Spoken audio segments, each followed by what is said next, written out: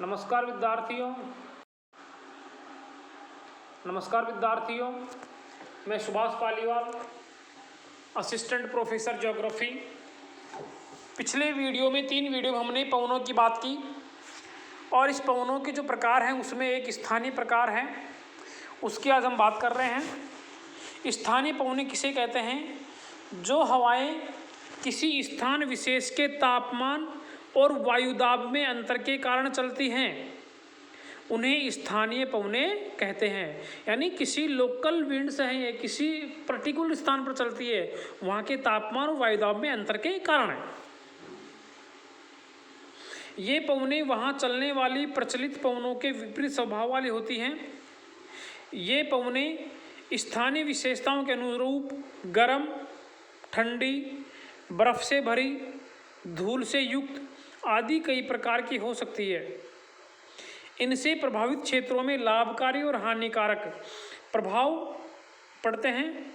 मुख्य स्थानीय पवनों में चिनूक, फोन, बोरा, सिराको, हरमट्टान, खमसिन, मिस्ट्रॉल, ब्लिजार्ड, ब्रिकफिल्डर, विली विली आदि स्थानीय पवनें हैं। इनमें से कुछ स्थानीय पवनों की हम यहाँ पे चर्चा करेंगे। सबसे पहले हम देखते हैं चिनूक और फोन। चिनूक और फोन पर्वतीय ढालों के सहारे चलने वाली गर्म और शुष्क स्थानीय हवाओं को उत्तरी अमेरिका में चिनूक बोलते हैं और यूरोप में फोन कहते हैं। चिनूक पवनों का प्रभाव संयुक्त राज्य अमेरिका के प्रेरीज मैदान पर विशेष रूप से पड़ता है। मुख्य रूप से चिनूक पवनें शीत ऋतु में चलती हैं। इस ऋतु में उत्तरी अमेरिका के वृहद मैदानों में बर्फ की परत बिछ जाती है, किंतु जब ये गर्म व शुष्क चिनूक हवाएं, तो चिनूक हवाएं कैसी है? गर्म और शुष्क है। तो गर्म और शुष्क हवाएं पर्वतों को पार कर पूर्व के प्रेरीज घास के मैदान में उतरती हैं, तो उस बर्फ की परत को शीघ्र ही पिघला देती है। इसलिए इन पवनों को हिमभक्षणी स्नो ईटर्स पवने भी कहते हैं। तो चिनूक है उत्तरी अमेरिका में, गर्म हवा है जो आपके रॉकीज पर्वत से चलती हैं और प्रेरीज मैदान तक आती हैं और ये बर्फ को पिघला देती है।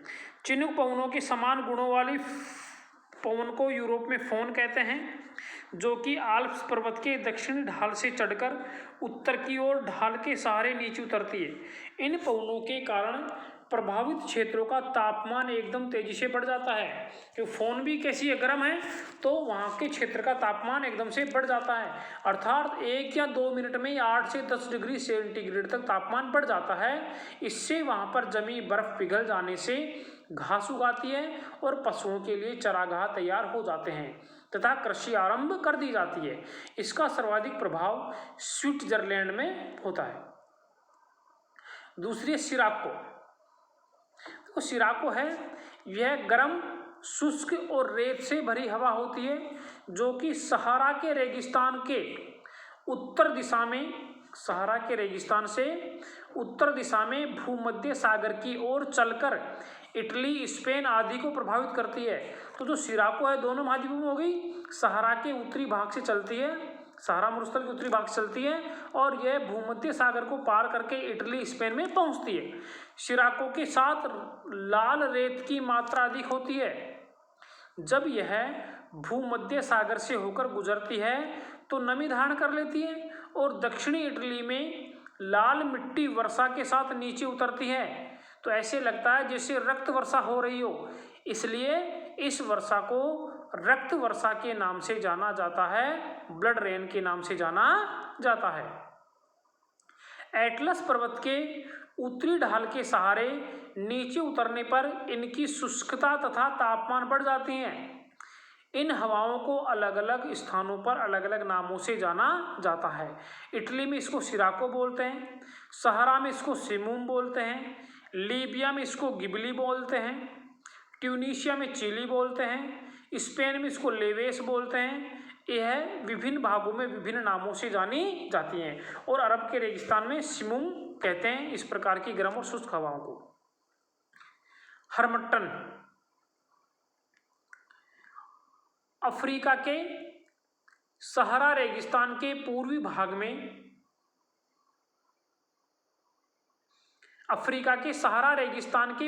भाग में उत्तर पूर्व तथा पूर्व दिशा से पश्चिम दिशा में चलने वाली गर्म और शुष्क हवाओं को हरमट्टन कहते हैं। इनकी गति तीव्र होती है।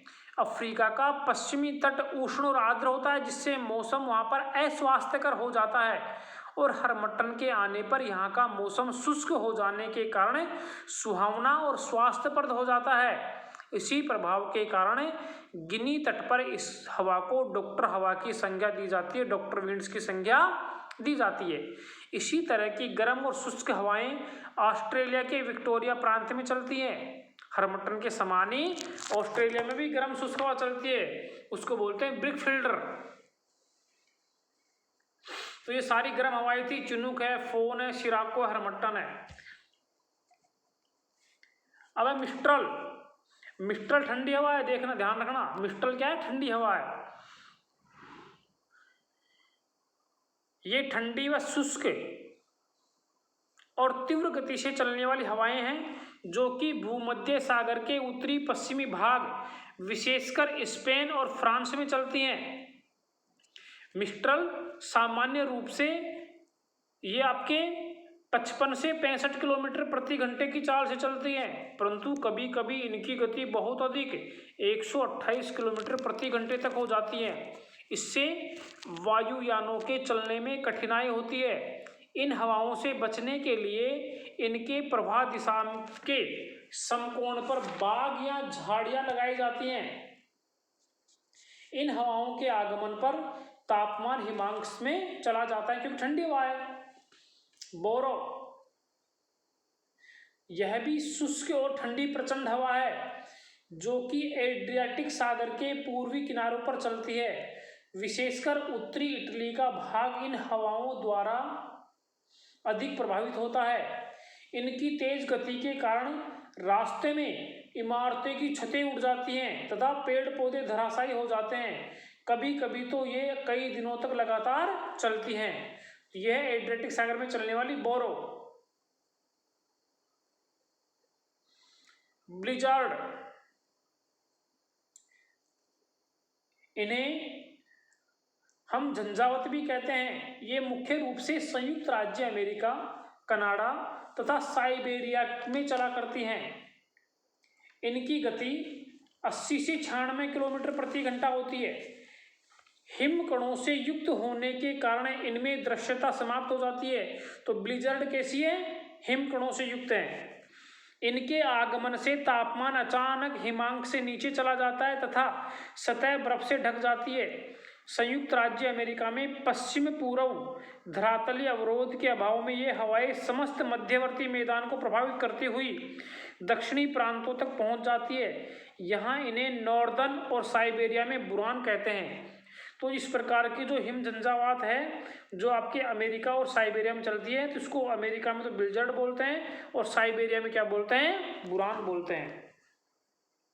लू, उत्तरी भारत और पाकिस्तान के मैदानी क्षेत्रों में गर्मियों में साधारणतः दोपहर बाद अति गर्म और शुष्क हवाएं पश्चिम दिशा से बहती हैं।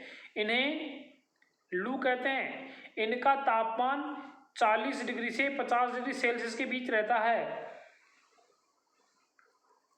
ये विश्व का मानचित्र है। विश्व में चलने वाली प्रमुख स्थानीय पवनें देखिए, ये विश्व का मानचित्र है। इसमें सारी पवनें आपको दिख रही है। देखो, उत्तरी अमेरिका में चलने वाली आपके चिनूक है, नॉइस्टर है, नॉर्थर है, नॉट है। दक्षिण अमेरिका में पेम्पेरो है, ठीक है। एशिया महाद्वीप में आपकी कराबुरान है, इरिटिनियस है, खमसिन है। और आपके यूरोप में हल्म्स है, मिस्ट्रल है, बोरो है, फोन है, लेवेंट है।